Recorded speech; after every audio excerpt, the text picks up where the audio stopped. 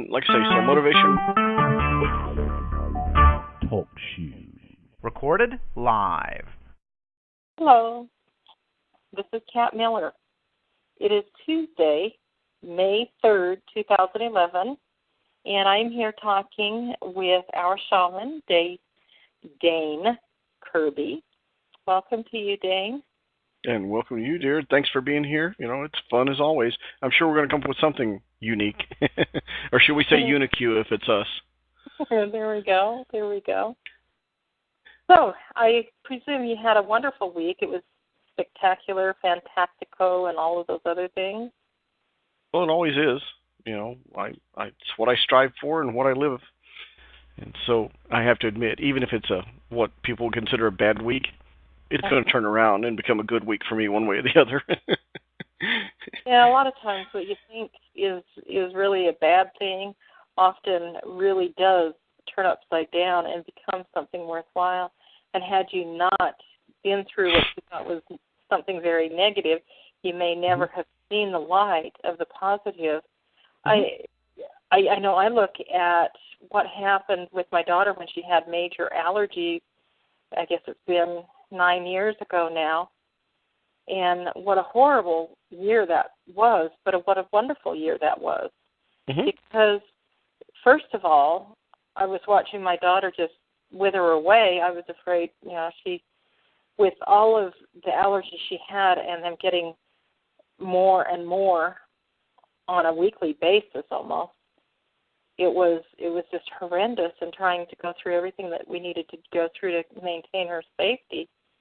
And then at the end of 2002, finding the natural healing stuff and having all of the allergies cleared in a matter of minutes, and then having life just totally expand. And it was through that experience that I became who I am as far as it goes with the healing, coming into healing modalities that I'd never considered before, and all of that energy stuff, all of that for me started in late 2002. And so this was a horrendous experience, having your child going through such misery and just watching them suffer the way I watched my daughter suffer. But then at the end of that tunnel, all of a sudden, there was this magnificent gift that was there. And in fact, Camille once looked at me and she said, I would have gone through all of this again if I knew that it would basically save Jessica's life, Jessica being an 18-year-old gal that lived across the street from us at the time, or from me at the time, who had basically been given a near-death sentence by the medical community because the sphincter at the top of her stomach was completely dead. It was gray, it was dead, it was not functioning. For a week before she saw a doctor in the Total Body Modification and Natural Healing Network, she hadn't even been able to keep down water. Wow. And so, anyway, yet in the bleakest, darkest moments, there is a light that comes, and I got to tell you, because, cat is switch words, right? The switch words that we're talking about on that is called ELATE. ELATE is to turn setbacks into uplift, and that's precisely what happened with Camille, with the problem that she had, and what you are talking about here. So, cool. And, also, folks, it doesn't have to be really, really bad for you to see the good. It can just be something that slows you up a little bit and says, hey, let me think about this a second. But it is amazing how in the depths of despair, I'll put it as a friend of mine put it years ago, a preacher that I used to know. He said, in the depths of despair is where we find our own salvation because we become alive. And I agree. I don't believe you have to experience the depths of despair, but for some people that do, you can always come out of it. You're not stuck there. If you think you're stuck there, it's because you have come to believe it, but you can always get out. There's no limit on that, okay? If you're stuck there, you are correct, because you think you're stuck there. That's the whole reason you're stuck there, is because you think you're stuck there. That's it. That is it, totally.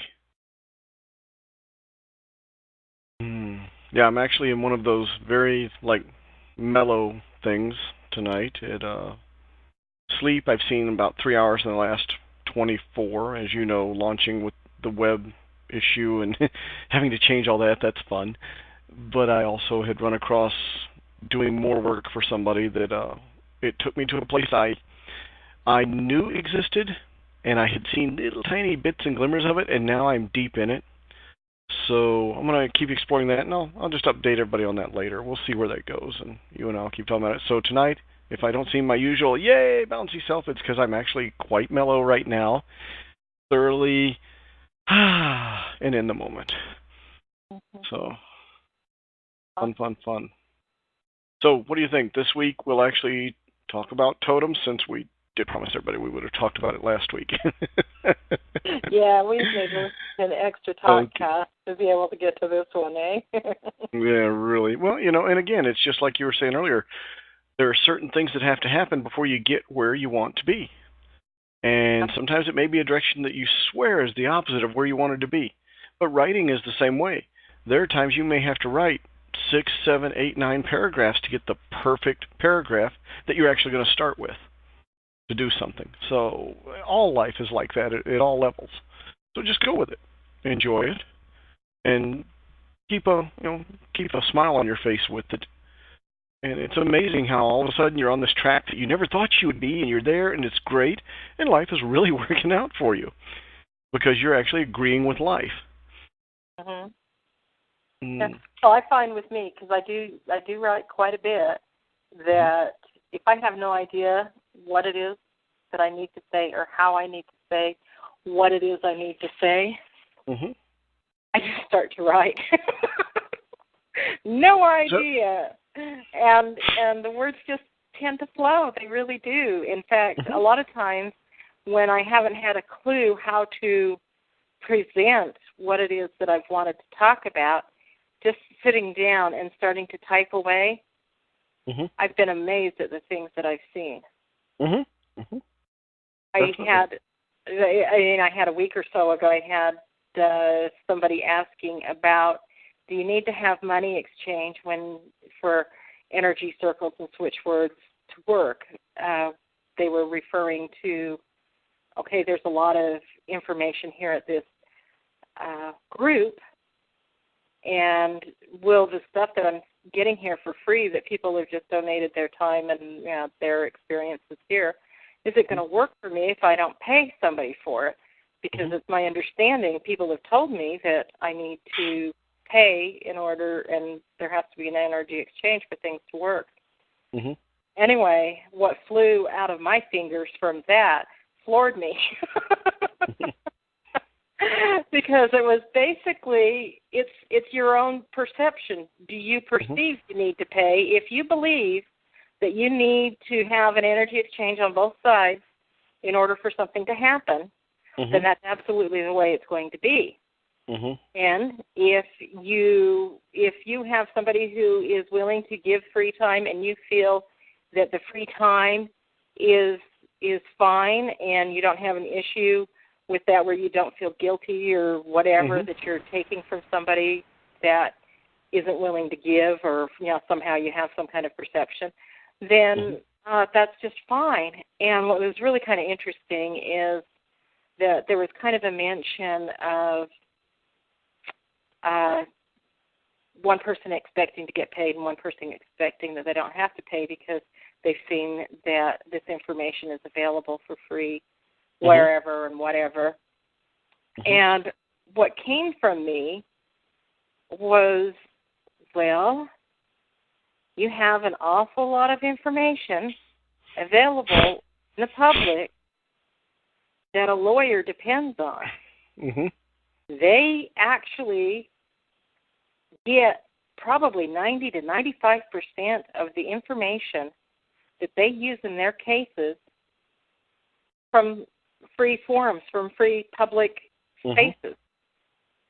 And yet they charge for their services. Mm-hmm. Why do they charge for their services? Because this information is out there available free for the public. Well, because they know what, when, where, and how to use it to their client's advantage. And that's worth a lot of money to You're a lot of people. paying for a skill set. Yeah. Yes.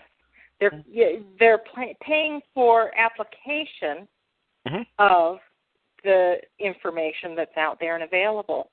And so it really kind of shocked me to see this just flow out, because I didn't know when I started to write what it was I was going to write. But it's absolutely the way it works, the energy exchange.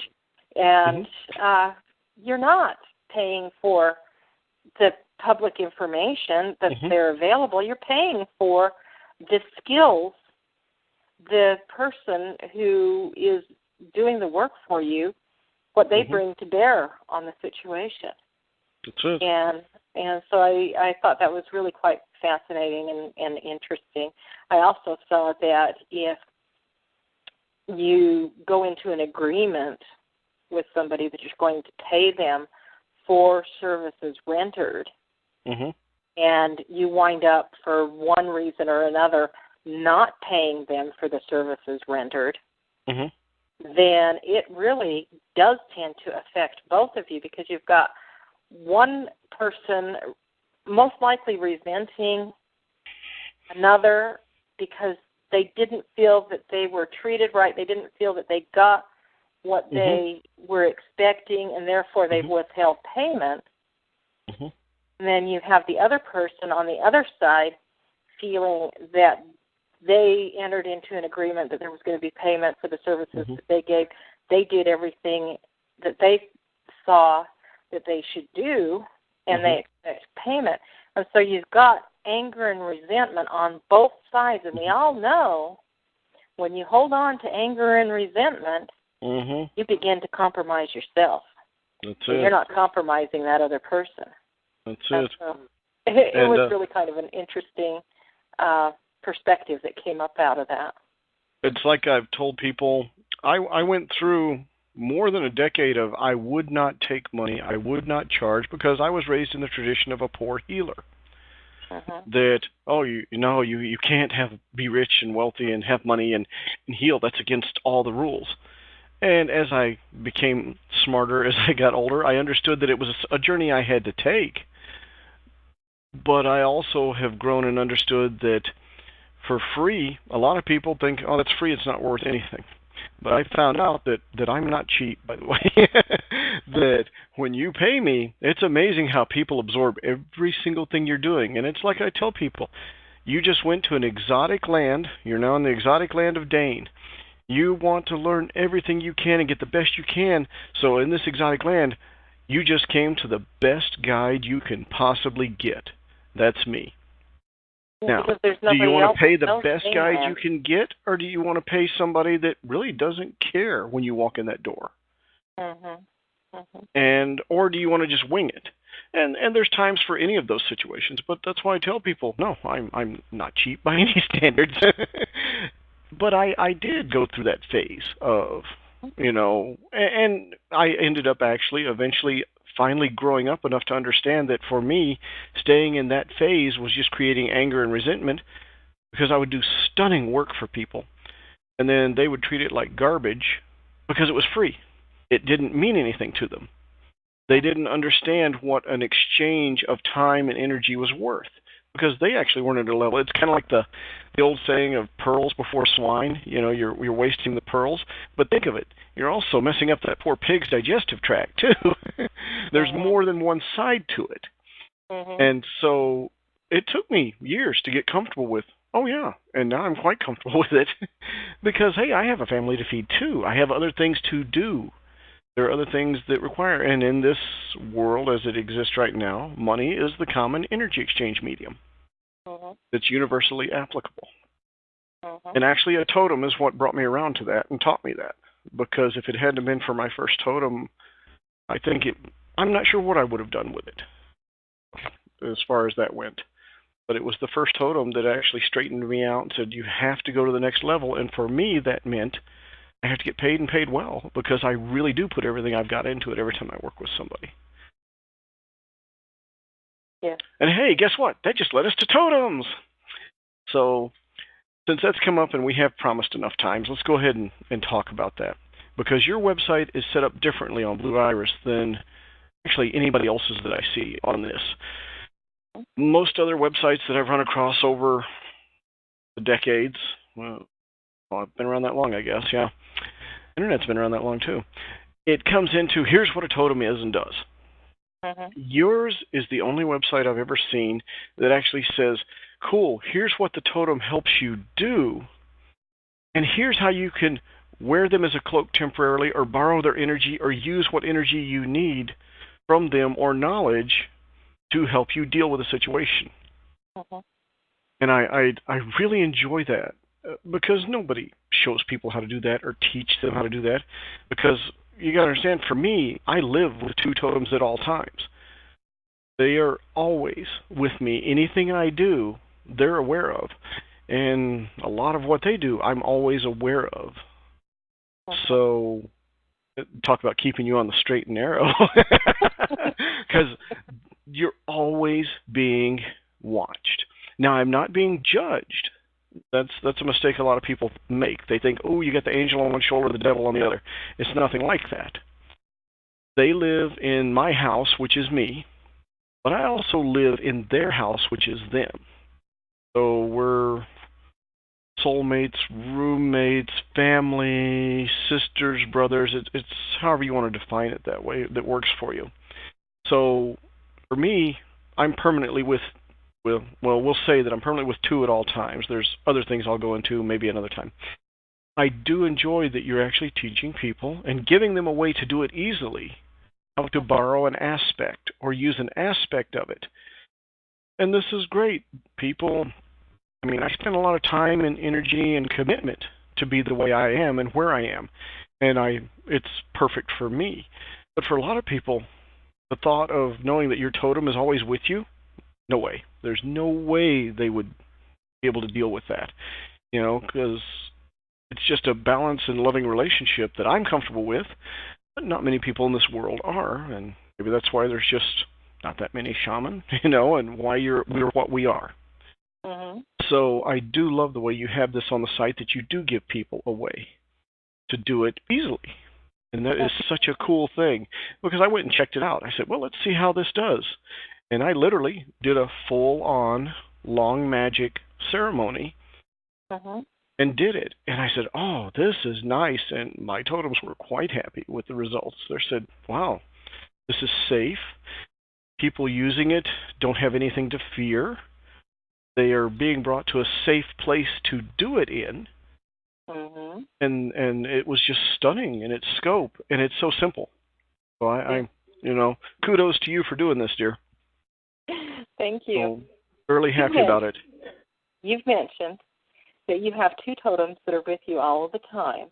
You mentioned that you have your first one and then you have a secondary. And I bet that, and I know I would, people would love to know, what are your two totems that you have with you all of the time? Okay. Well, in the sake of we are in a great loving environment here, and for Blue Iris, most tradition says it's nobody's bleeding business who my totems are. And also, depending on the tradition, never, ever, ever give the name of your totem. And I'm not concerned about that. Okay, I'm well past that. For me, it's not an issue. But understand, if you folks encounter a shaman down the road when you're, you know, in your life, have some respect. Wait a minute, this other shaman let me know more. Yeah, there's other shaman out there, and they're different from me, and they know things I don't know, and they do things differently than I do. And myself, truthfully, I'm the shaman that you come to if you are ready for change. I get my hands on you, I get the spirit going with you, things change, and that's what I do. Now, for some people, that manifests as a spiritual healing, mental, physical, along those lines. People come to me because they are ready to change. You're going to encounter other shaman that, that's not what they do at all. And there's also shaman that travel the other path, that don't travel the healing light path. They travel the other end of it. It's a balancing act, we'll say. So we'll go back, and I'll tell folks that at all times there's 2 totems with me. Can I tell them to leave me the heck alone? Sure. Do they? Well, let's just say they have a sense of humor. Maybe they do, maybe they don't. So, 2 totems. The first one I became aware of, I had known for several years that there was something around and going on, but it took me years of getting rid of my own anger and, truthfully, my own fear. I had a lot of hatred going at that time when I was younger to actually see them. They were there. I just was unable to access them, even though they were right there in front of me. Just like people cut themselves off from their divine because of their fear, anger, or hate. So the first one was the Falcon. Now, what was fascinating on the website you have here is I was scrolling through the totems looking at them, and I also saw that you had Merlin in there. So I said, well, this is interesting. So I clicked on Merlin, and the specific Falcon image that shows up to me is a Merlin Falcon. It is the only Falcon that doesn't do the I'm way up high, I screech down at 200 miles an hour and get my dinner. A Merlin Falcon will chase anything through the brush and get it. It's the smallest of the Falcons, and you can't convince it is. It will go after prey far larger than it and win. Mm-hmm. Now, at the time, I went for what they call a soul retrieval. Because I knew I was fragmented. The military intelligence career had just left me in pieces, divorce, all this stuff. I was really a mess at this time. We're talking, Lord, 20-odd years ago. I had just let it all go, all the knowledge, everything that I had. I'd let it all go, didn't care, burned up, however you want to say it. So I went to a traditional, and some people would say Celtic shaman, to have her do a soul retrieval. And also in the Hebrew tradition, there's what you call reclaiming your name. Other cultures have this tradition of they work off of that your soul gets fragmented as you go through life. Little bits and pieces get knocked off. Or as I say, you got too many hits, not enough hugs. And a soul retrieval is to bring those pieces back to you so you're one whole soul again. Because if your soul's in pieces or you're missing chunks, how are you going to do what you're on this earth meant to do? Are you going to be happy and live and love? So that's what a soul retrieval is, basically, or reclaiming your name, if you want to call it that. So I showed up there, and it was amazing when I showed up for the lady that I had stopped and bought this beautiful plant, and it was in a very odd-shaped container. And she opens the door, she looks at the plant, looks at me, and says, wow, I just had a plant that died, and that container fits the spot perfectly. We went over there, and it did. So there you go. And we talked for a while before we started, and she said, why? Why am I there? So I laid out a lot of what had happened and everything like that. She said, well, now, do you want your totem, or do you want a soul healing? And I sat there and thought about it for a minute. I said, oh, man, totem, cool. And I had it in my head what totem I was going to get, okay? I said, oh, that's cool. I said, but, in all honesty, to truly be who I'm meant to be, let's fix the soul. Let's retrieve the shards and pieces and make me whole. Because if I'm whole, then I can be who I'm meant to be. I can be happy, that kind of thing. So we did the soul retrieval. It was amazing in its own right. Everybody does it differently. I do it for people as well. And in her case, she was a drummer that did it. A drummer and a chanter was her form of ceremony for her. If you do it with me, I get my hands on you, and you'll hear first song, and it's going to be an interesting journey, and we'll do a soul retrieval. So again, everybody has their difference, but it still leads to the same path. And it took about an hour. And when it was all said and done, we're sitting there drinking tea, and she was like, well, that was different. It has never worked like that for me before. And by that time, she was in her mid-50s, and she'd been doing shamanic work for a long time. She had been trained into it, whereas me, maybe I was possibly born into it, we'll say, and just didn't catch the training until I was a few years old and ran into the right people. Mm-hmm. But she said, here's what was so cool about it. She said, as we started your soul retrieval, she said, there was this just big, gigantic angry red next to you. It didn't want to let go of you for anything because you liked your pain. You liked your anger and your hatred. Well, or anger and fear, which creates hatred, okay? She said, and unfortunately, she said, for you, a lot of it was turned against yourself. And there's no reason ever to turn against yourself, by the way, folks, but unfortunately, people do that. And she said, as she was drumming and chanting, and things were coming into play, and her totems were coming into play, which, by the way, I have never known what her totems are. Uh-huh. She said that anger could feel you being rekindled and reconnected and reknitted. And as you reknitted, it got to about let's say a 3/4 point of everything coming back. And that anger just flashed off into the heavens and burst like heat lightning. Uh-huh. And when it did and everything calmed down, she said there at your shoulder was this just gorgeous little tiny falcon. And she said, I've never seen a falcon this small. And she said it's not just like a peregrine or anything like that. It was a very small, intense falcon. And she said, so it looks like you got a 2-for-1 deal here. You got a soul retrieval and you got your first totem. And in some traditions, you only get one totem. Some traditions, you will exchange totems throughout your life. For me, it appears that the two that are with me at all times, it's permanent for myself, that they will never go away. And I will never leave them. So now me, here I am. I'm completely buzzed. There's a massive high coming off of a soul retrieval. And she lived way up in this really nice tower loft apartments. And she's like, stay away from the window. And I'm like, but really, I think I can fly. She's like, stay away from the window. And we did some grounding work together. And if you're ever out there and really wound up, folks, any of the root vegetables will calm you down nice and quietly if you find out you need to calm down. So I was disappointed at one level, though. I'm like, oh, crap. Falcon? Oh, please. Me? I was looking for how I had lived a lot of my life. I was looking for one of the tricksters. Crow, coyote, fox, raven. You know what I mean? And I'm like, oh, man, falcon, straight and narrow. Oh, crap. Oh, man, I'm up against it. Now, I've got to follow the straight and narrow. And, again, if you go to a different kind of totem listing than how you've done it here, Kat, that's how people would list it.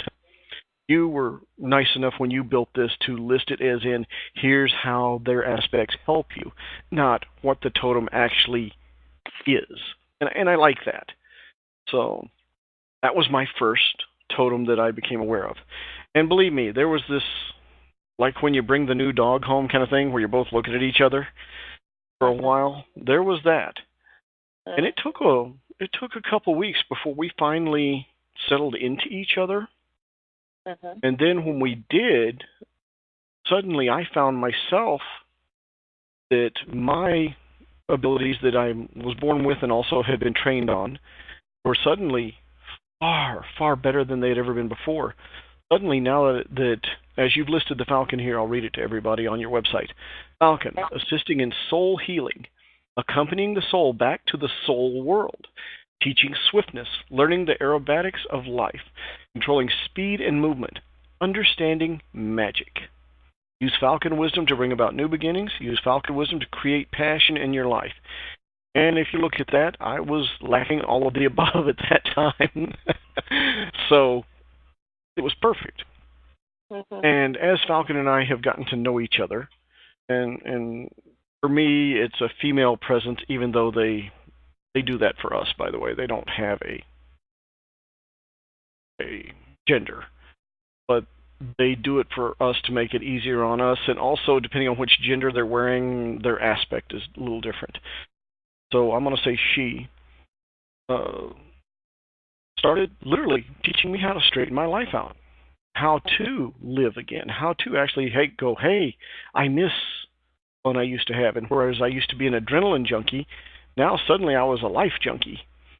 And this is good stuff. And the next thing I know, I was out there and I was having a free-for-all, touching people, watching people go, oh my God, all you did was touch me and my whole world's better. Well, these are the things I had shut down for probably 15 years at that time.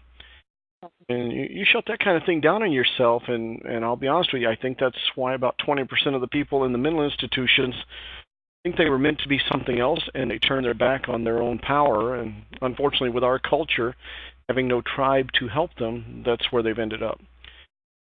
So that was my first totem that I truly became aware of.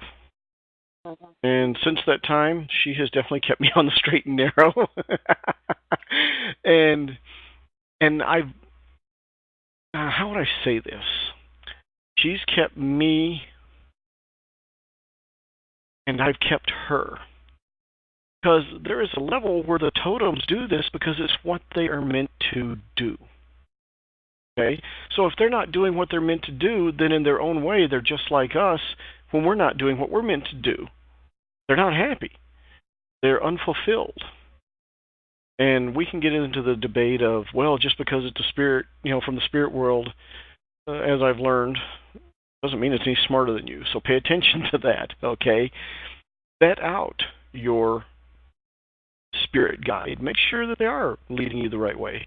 Now, since I did it the traditional way the first time, if somebody really believes this is their path, find somebody that's legitimate, and you'll know if they're legitimate because there's enough around about whether they're the real deal or they're just taking your money. Find out. And if you would like to go do a soul retrieval or reclaim your name or find your totem because you believe you have one, then go for it. There are ways that you can go about and do it yourself even. So that's how it started for me. Now the second totem came along at actually when I went over to Isle of Man to give my dad his burial and send him off. And actually showed up a little bit before that time, but really we bonded at that time, and it was the Bison, which truthfully started out as what they call an auroch, but it's think of it as like an extinct type of bull that's been gone for, I guess, a couple hundred years. And that was the original kind of shape, but then it evolved into Bison, and I believe did that just to make it easier on me, because I can relate to Bison. Now on your website, you say Earth creativity, feminine courage, abundance, knowledge, generosity, hospitality, sharing work, courage, strength, challenge, survival, giving for the greater good, and formulating beneficial plans. And I can say in all honesty, yes, that's Bison at all levels. Now also in my case, Bison has brought Earth to me and led me to understand that Earth is where I belong. Now that doesn't mean I can't also work with air, fire, water, and all that. But Earth energy is what I tend to come from. Let's say it's my default setting, okay? And that's why people come to me. Because if they're all fragmented and hurting, they come to me because they know that I've got enough solidity to me that I can help them become solid. So that's how it worked out with Bison. And those are the two that are with me at all times. And anymore, when I was younger and I was going on journeying, out of body and things like that, every once in a while I'd be like, hey, I'm going to do this by myself. You guys don't bother me, don't follow me. And I'll be honest with you, it's just ego and youth and stupidity. And there you had a little lamb, huh? Yeah, really. Everywhere you go, it goes. Yeah, it was just me getting out there and doing those out-of-body experiences to prove I didn't need a guide. And I've done some work at one time when I felt that that's what I should be doing, where I went to some dark, dark places to do some work and help some people. And truthfully, it was stupid to do it without a totem sitting there with me. For who I am and for the kind of things I do and for the person I am, and as a shaman, for me to ditch my totems is just arrogance. And sure, it was me getting my feet wet and learning, but now it is who I am now, and we've been together so long, I recognize it for, they would even say hubris, would that be a good word? That it's just silly. That it's ill-mannered and things like that. But they put up with my learning curve and me and my forward 3 steps back 4. They put up with all of it, and we've learned from each other, and we'll continue learning until the day my physical body goes, and then we'll be together even for a while after that. That's awesome. Isn't it fun to look at those? Now, on my website... And you're the only one I've ever seen do it this way, by the way. And I think that's incredibly wonderful of you to show people that they can borrow the aspects for a while and the energy, because we are humans. We are so capable. Yes, we and the totems are more than happy to do that for us, the aspects. Now, also, I've heard people say angels are totems. Well, that's fine. I also, myself, will tell you that from my experience, that a totem could easily be an angel that's wearing something that's acceptable to me. Mm-hmm. So it's 6 of one, half dozen the other. I don't bother with really picking it apart because, again, to me, that's just rather rude. They're here living with me and sharing, and I'm sharing with them, and they're not asking for anything other than we love each other. Mm-hmm. And they're here for my greater good, and my greater good also happens to be the other people that come into contact with me, their greater good. Mm-hmm. So, Dane, mm-hmm. there may be people listening mm-hmm. who don't have a clue what a totem is. Okay. Okay, totem. A spirit being from the spirit realms, and I'm going to generalize this instead of picking one certain tradition, that shows up in your life as a guide to help you deal with life, specifically your life. Now, in the process, it leads you to greater, better, and more, so that you can become the you're meant to be and live to your full potential. So they're beings from a spirit realm that are here to help us, that they show up in animal form. Well, shamanism's been around as long as the human race, as far as anybody can tell. You can go back, and they've got records of it from the last time I did any research on that was about 25,000 years ago. Okay. So it goes way back, okay? It goes far back before monotheism and the modern, single God religions. And by the way, folks, I don't have any problem with that. I don't care what face the Almighty wears, the universe, God. It doesn't matter to me what face it wears. All I believe in is that it's the face that I can work best with. So that's fine by me. We're all headed to the same place, and that's probably going to piss some people off. Deal with it. So it's from a spiritual realm, and again, this is where a lot of folks that were raised Christian, which I actually was, is, it's an angel wearing an animal face. Fine, go with it. That works for you. Please go with it. But they are beings from the spirit realm that generally is a higher realm, a higher vibration, here to bring us the knowledge so that we can evolve. Is that what you're looking for, Kat, or you want me to get more detail? Yes. Well, what I wanted to do is as you see on Blue Iris, mm-hmm. I have the animal wisdom. And what I wanted to do was differentiate a little bit between mm-hmm. what a totem is and what you're looking at with the animal wisdom. And mm-hmm. the animal wisdom is basically, a little bit different because mm-hmm. it's looking at the energy of that particular animal, watching. Mm-hmm. What does that animal do? How does that animal do what that animal does? In particular, mm-hmm. I'm reminded of the hummingbird and how it's able to hover and how it's able to back up and it's able to move side to side very easily.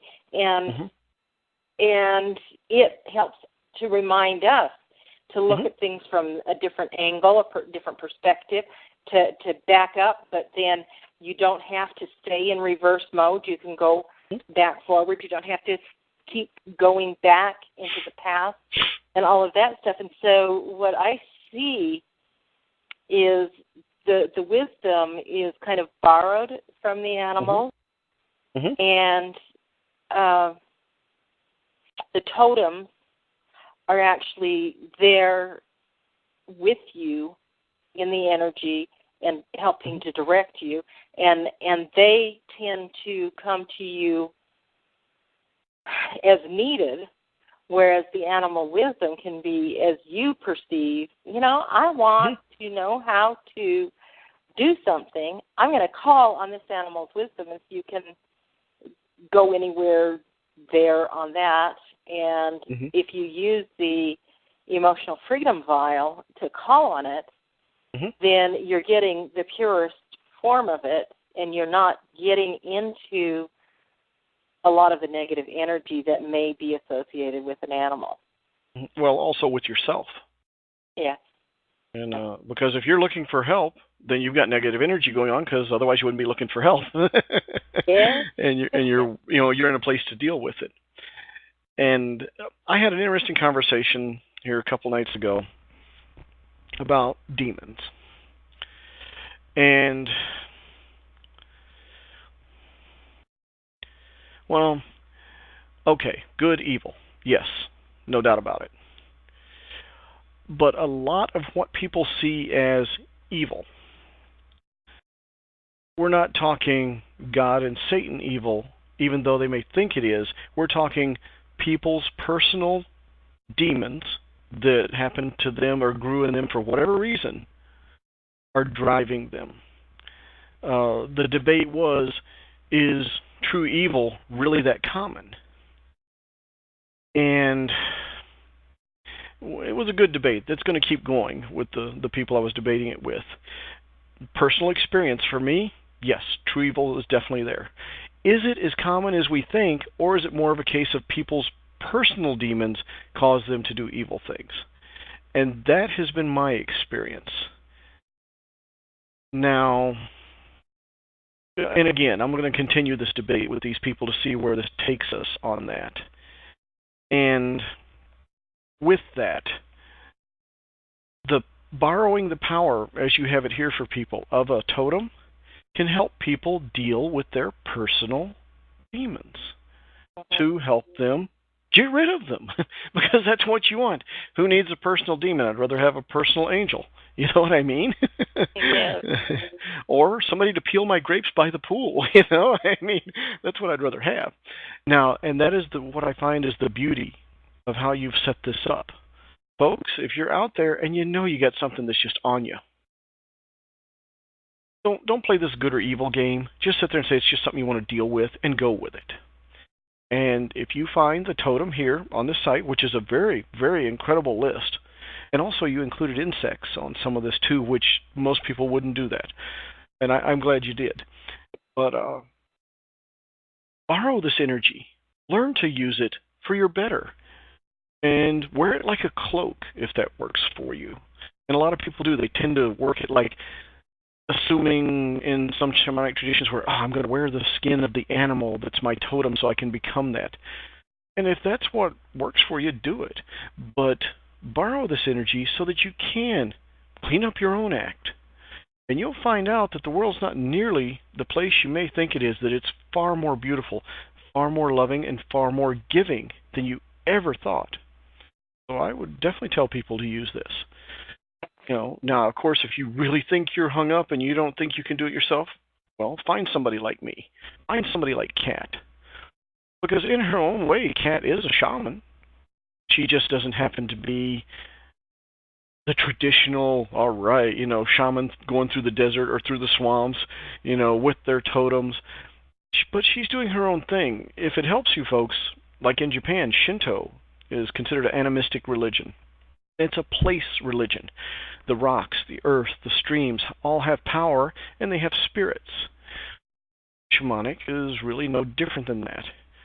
And, I've seen Kat in action enough that she gets out there and, I'm going to rub her nose in it and say, yeah, she does shamanic work. I don't know if she would ever say she's a shaman, and maybe technically you're not. But you do work as one because of the way you touch people. And that is the heart and core of shamanism. You have to understand the people's pain and touch it so that they can let it go. And Kat does a wonderful job of that, folks. So thank you, Dane. We just get people there differently. Okay, we're all headed for the same light, the same beauty. It's here for us, so why not walk in it? We are heading a little bit long again. How unusual. As we're so good at. Just so people know, where Dane keeps referring to is blue iris blueiris.com. Excuse me, blueiris.org. Hey, now, get it right. Yes. It's your website. Get it right. Yes. If you go there, you can click on free access, and it's actually under other stuff that you'll see the animal wisdom, and that's what I call it, is animal wisdom there rather than animal totem, just because it's more of borrowing things and such. You'll see the list of animals there. Unfortunately, well, more maybe fortunately, you do need to join Blue Iris to get through to all of the animal totems, all of the information like what Dane read there. So it's fortunate. Go for it, folks. Yes. There's so much information. You're worth the money. Spend the money. The price is worth it. Yeah.